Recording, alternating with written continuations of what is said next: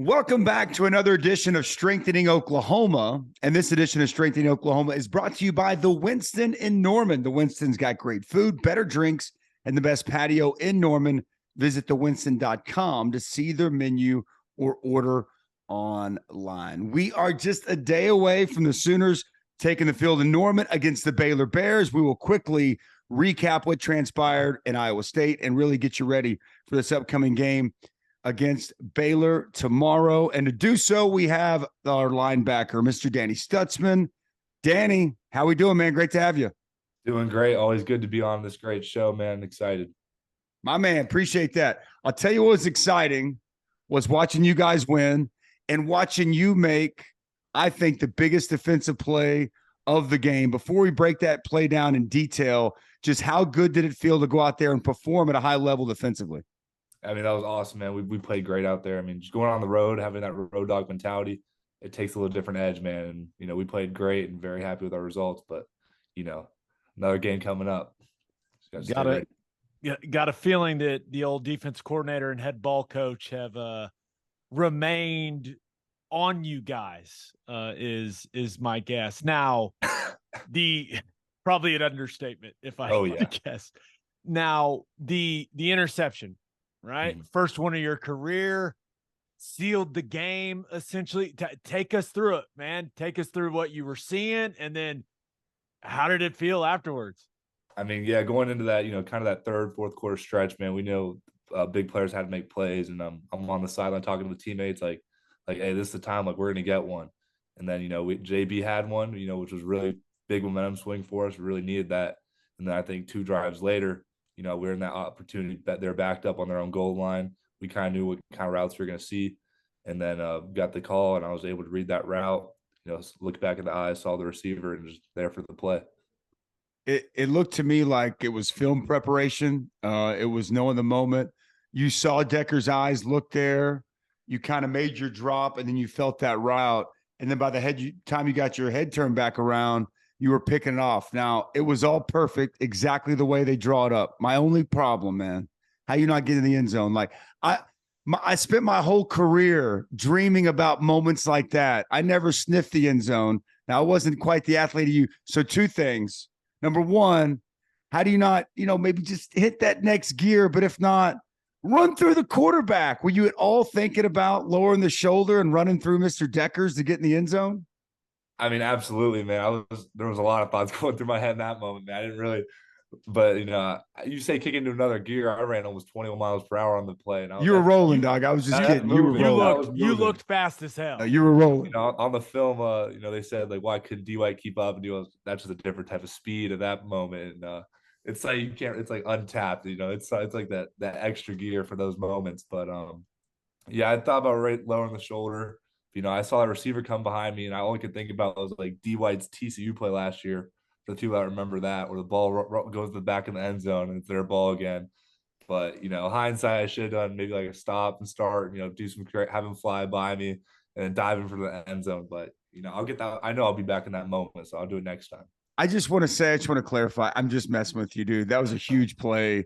And you set up – they scored the next play. Eric Gray gets in the end zone. I mean, that play – Gabe, it was as big as there was in the game. So obviously we got to give you the business a little bit, but man, that was extremely well done. And I will say you looked very, very fast as you were picking them up and putting them down. Thank you. Hey, but I've had those comments all week from pretty much every single person in the history of the world. So I know how to speak about it a little bit. Now that I want to touch on that real quick. When you guys watch that as a defense, how was that experience for you? I mean, basically, we started off with Coach V telling me all the things I did wrong on the play, and in the moment I was like, we're about watching on film. I was like, dang, like I'm gonna get like some hype. And he's like, at first I had a few false steps, and he said I need to clear that, I need better eyes, and that's just kind of the thing I love about him. He's always gonna try and correct you, which is what a great coach does. And then the rest of it was like laughing at how I couldn't get in. So pretty much used to it at this point. So you were all excited about it, and then you're like, oh wait, no, this is.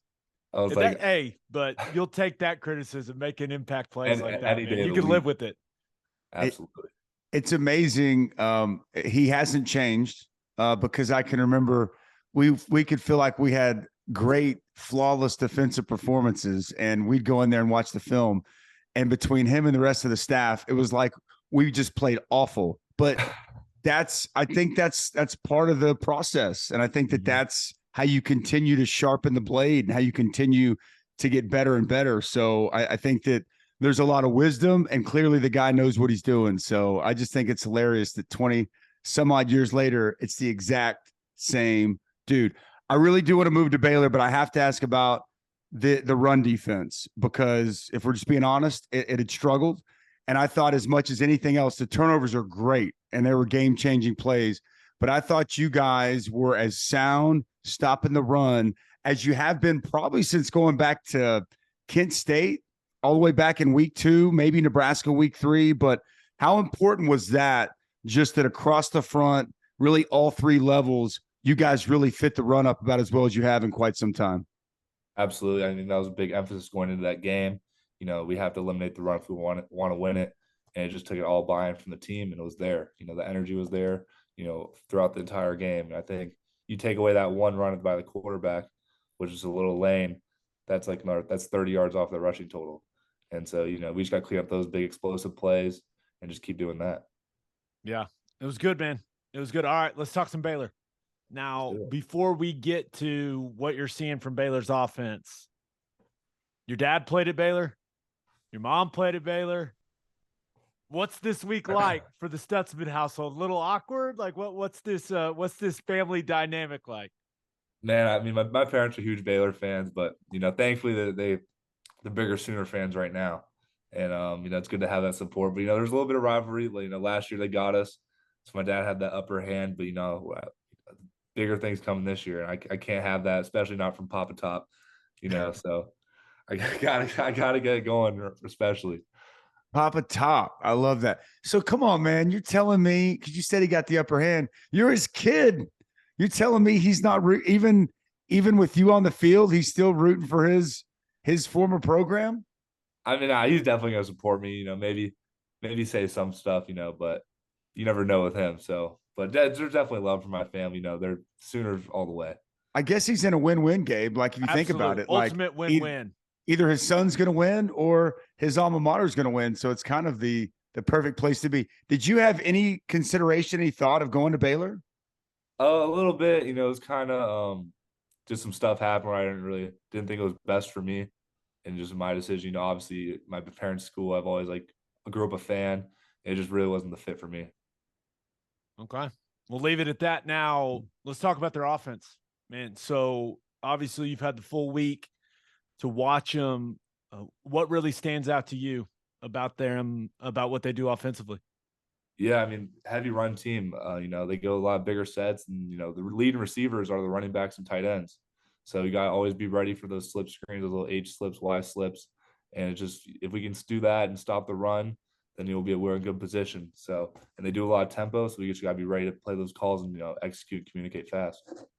On the outside zone, you know, this freshman small running back, Richard Reese, having a lot of success. He's only about 5'9", $175, but he's slippery. I think he's got good vision, and he's got the ability to make you miss. Along with him and that outside zone blocking scheme, what's the key to slowing down this Baylor rushing attack? It's pretty much, you got to attack those runs downhill before they get started. You know, they want to spread you out so they can create that crease and find those seams. So, you know, if we're able to just play fast, play physical, you know, read the keys that we need to, we'll be just fine. So outside zone is my favorite play. I believe it is God's favorite play. I think it is the most beautiful play in all of football. Now, for an inside backer, what all are you kind of diagnosing as all that stuff is moving, right? And it's coming at you at a high speed. Like, what are you looking at? Like, what's going through your head? Because, man, there's a lot that's going on in front of you that you have to sift through, right?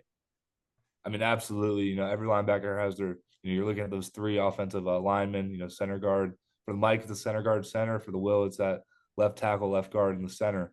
And you're always keen at the sniffers, you know, because, you know, they'll bring you to the ball, but you can't always fall back because the outside zone's going the other way. So you should be ready to flow over top, and you just got to read those keys and can't really commit those false steps.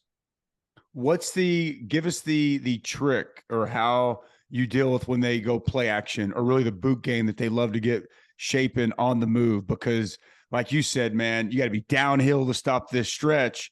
And all of a sudden you're getting a very similar look from the offensive line if they sell it well, and you're downhill. And now all of a sudden, oh no, it's boot.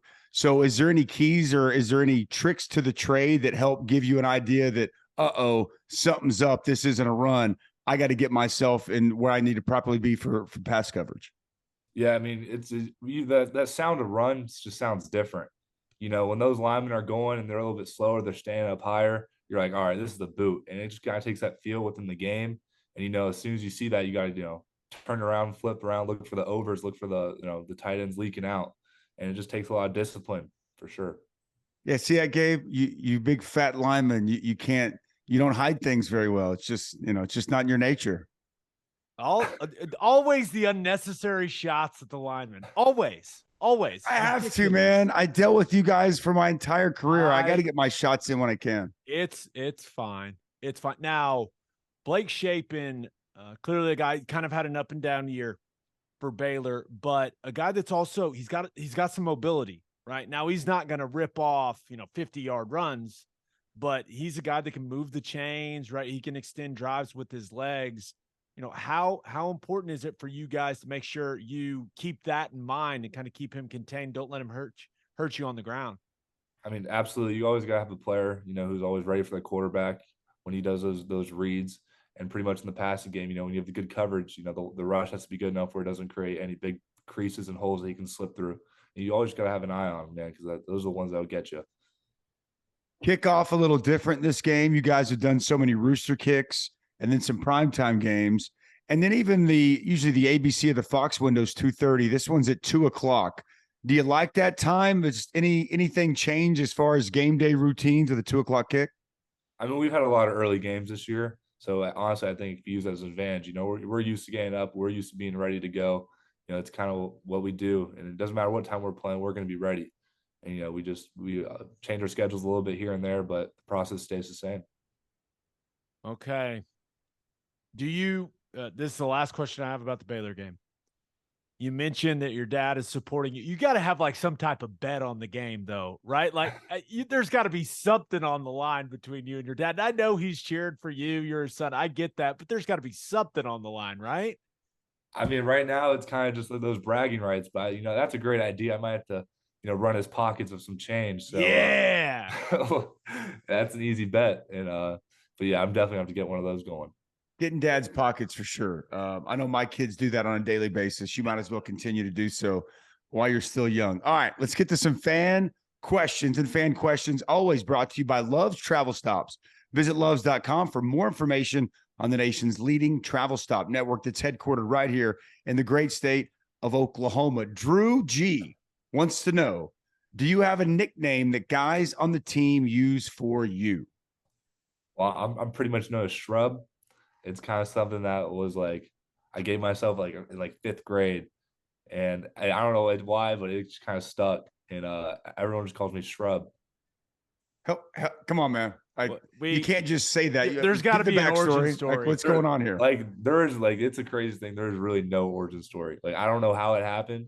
Like one day I was just Shrub, and I don't know. It's like there's all sorts of other names, but that's probably been the most predominant.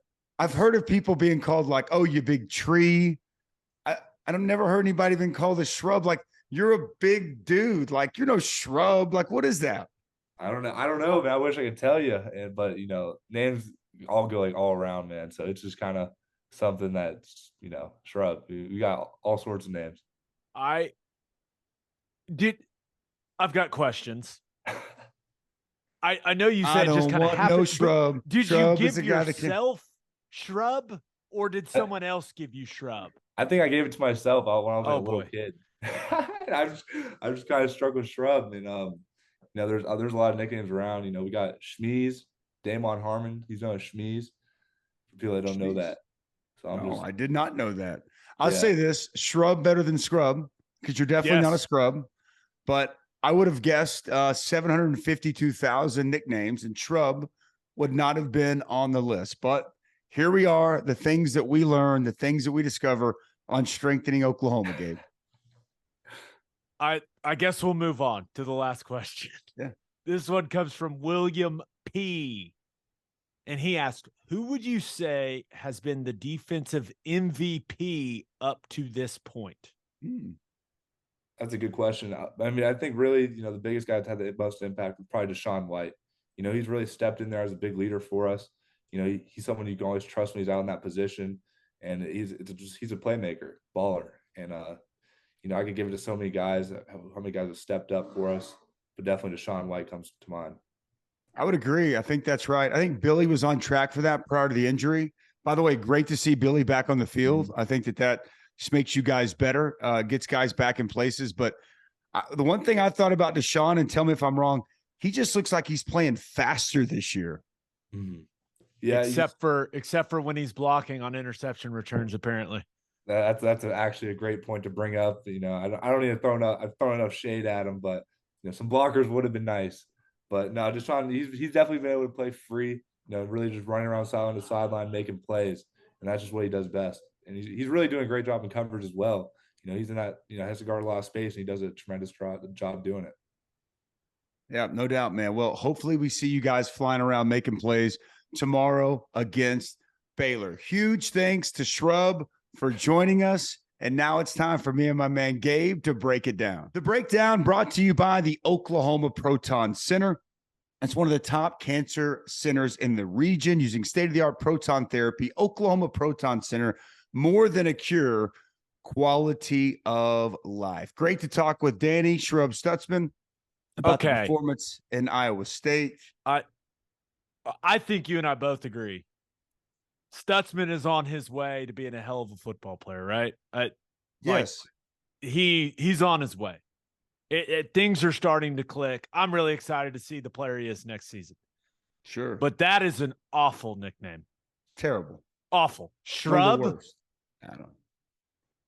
You know what, though? It kind of suits him because I really think he gives no you-know-whats. You know what I mean? True. I don't think he's really concerned or worried about what people think, about what anyone has to say. He probably came up with it just for that reason. He's like, what's the most obscure, odd nickname I can give myself? I'll go with Shrub. That was bizarre. But hey, you know what? If he can keep making picks, he can keep making plays, he can call himself whatever the heck he wants. Better to be a shrub than a scrub. And he and his teammates did not play like scrubs last week. The real question is, will that be the same this week against Baylor? And we kind of detailed it with him. Linebacker play along with the defensive line is going to be huge against Baylor this week. And I think it's obviously against the run. I think just equally as important with the play action and really the boot game and being able to identify and locate whether it's backs out of the backfield.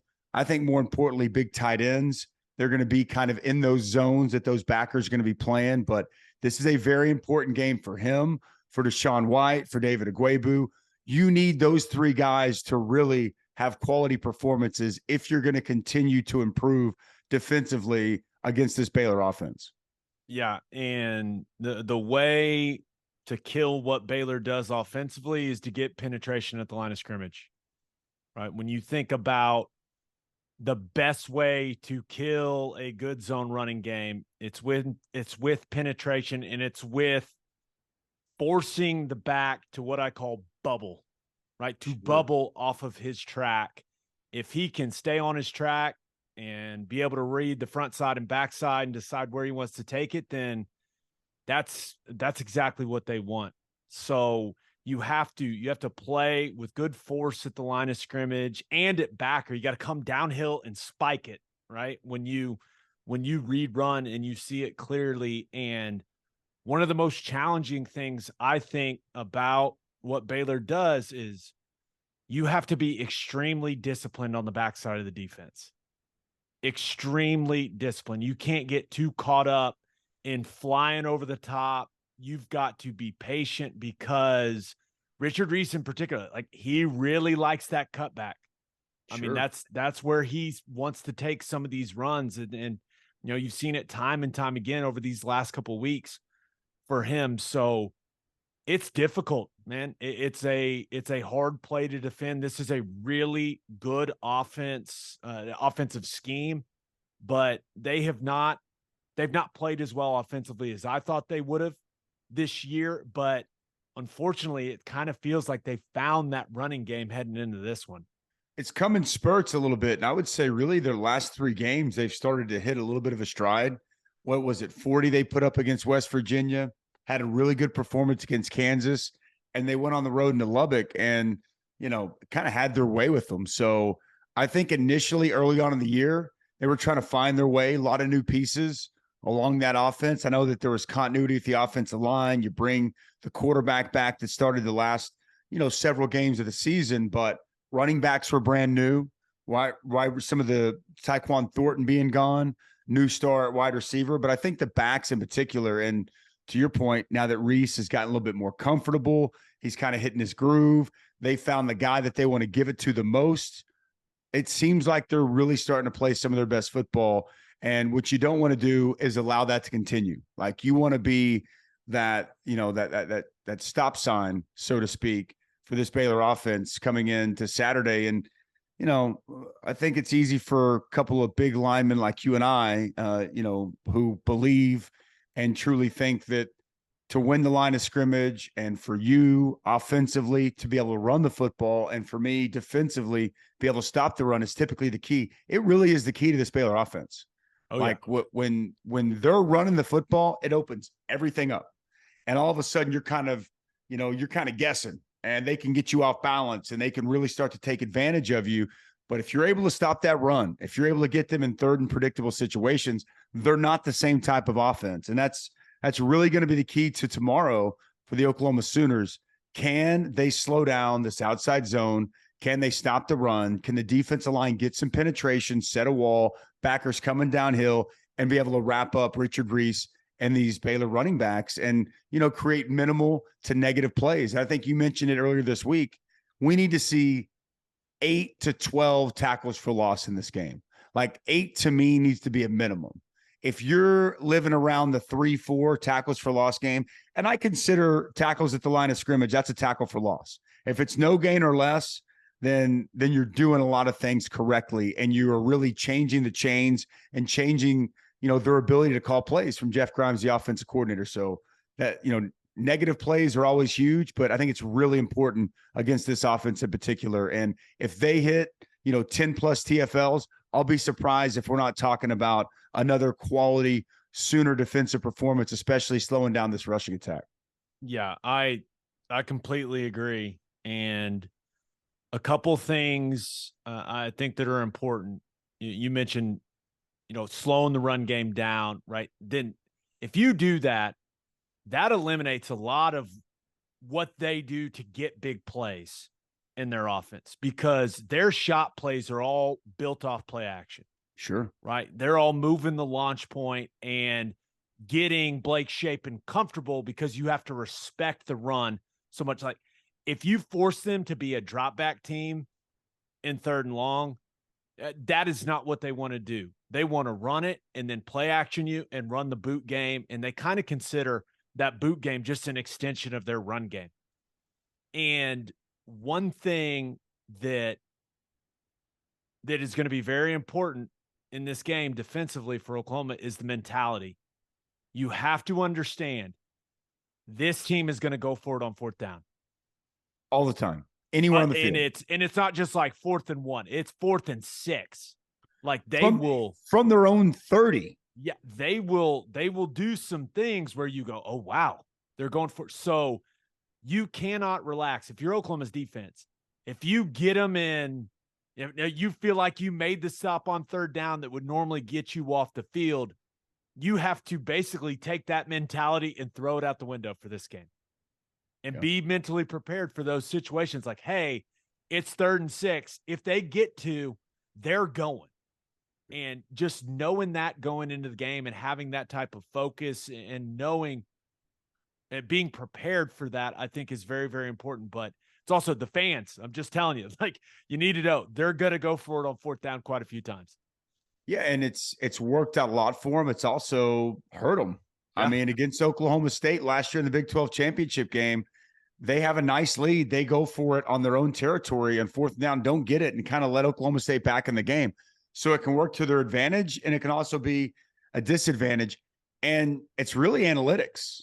I mean, Dave Aranda takes out a lot of the emotion and thinking of it. And it's been fascinating, man. And I'm kind of more old school. Like, I'm a little bit more conservative. But this year in particular, more so than others, I mean, there's been a trend that's been growing. And so when I do my coaches meetings for ESPN, I ask these coaches about it. Everybody, most of them will say at the end of the day, it's my decision and it's what my gut tells me. But man, so many of these coaches, they all have the analytics. They all have, like, these companies put together these books for them for every game, for the defense they're playing, and for every situation, yard, where you're at on the field, yard line, down in distance, that tells them essentially this is what the numbers say you do. And more coaches than not believe in those numbers. And they a lot of them, again, it goes down to their gut, but they eliminate a lot of the thinking process of it. And as long as they're comfortable when that thing says go, they're going to go. Mac Brown was one that really opened my eyes. Like, when he said, since he's come back to coaching, he told us about a month ago or so that's the biggest difference in his coaching style. Is one of the biggest changes is that he used to be somebody who typically punted on fourth down. And now, more times than not, he goes for it. And the thing I'll say as it relates to this game and as you're watching, it changes an offensive coordinator's call on third down, because they're not always going that 3rd and 8. They're not always going for the sticks. They're okay if they already know, and head coaches will give their coordinator the go-ahead after 2nd down so that they know, or on 2nd down, like, once you hit this area, it's the go zone. And so now, conversely, that changes, I think, sometimes how you approach defensively and what you're going to call. So it's fascinating to hear some of these coaches talk through it, because we think of it as just, oh, he's going to roll the dice and go for it on 4th down. No, there's things already built in. The decision a lot of times is made on 2nd down. That offensive coordinator knows that. Now that defensive coordinator knows it too. And it's changing a lot of that chess match and what exactly is called in 3rd downs, where we typically talk about get off the field, money down. It's not necessarily the case with today's football in general. Yeah. Baylor, one of their favorite 3rd and long plays is stretch. Sure. I mean, they'll be 3rd and 8 and they're running outside zone. And you're just like, huh. And then they're going for it. So it's just, the Oklahoma's defense has to be prepared for that. And I know they will be, but ultimately, this feels like a really big game for OU's defense. Yeah. I mean, they went through it, in the losing streak, and it took a ton of criticism, even, with the Kansas game. Did not play the way that they wanted to play. They finally put a good performance on tape. But now a much better football team, much better offense is coming to town. How much improvement have they made? This feels like, for the defense in particular, it feels like a game where, I don't know if it's a measuring stick game exactly, but it's one of these games where you're like, okay, how far has this group come? Yeah. And I think I know I, for one, I'm very interested to see how they play. Same. I've had a lot of people ask me, personally, or doing different interviews, and I'm sure you're the same. Is the Oklahoma defense better? Have they fixed some issues? And I was like, well, they were better in Ames, but they were also playing an offense that is less than stellar. This game's going to give us a lot of answers. It sure looks like they made steps in the right direction, but I think to really prove it and feel confident that it's really starting to turn a corner, you have to follow it up with another good performance this week, and we're going to find out. I do think the defense is able to get some key stops.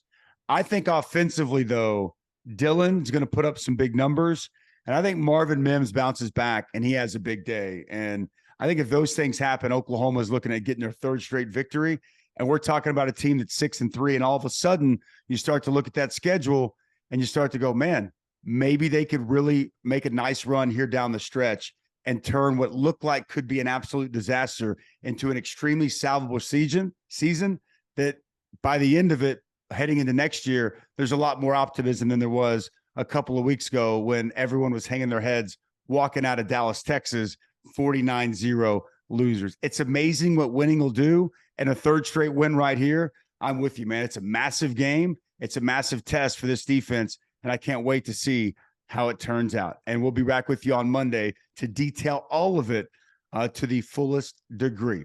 Big thanks to Muse Growth Strategies for continuing to help us spread the word about strengthening Oklahoma. And a reminder to subscribe to the podcast on YouTube and wherever you listen to your podcast. Please don't forget, you can also check us out on our website, strengtheningok.com, where you can subscribe and continue to support Strengthening Oklahoma and all these great athletes that we have on board.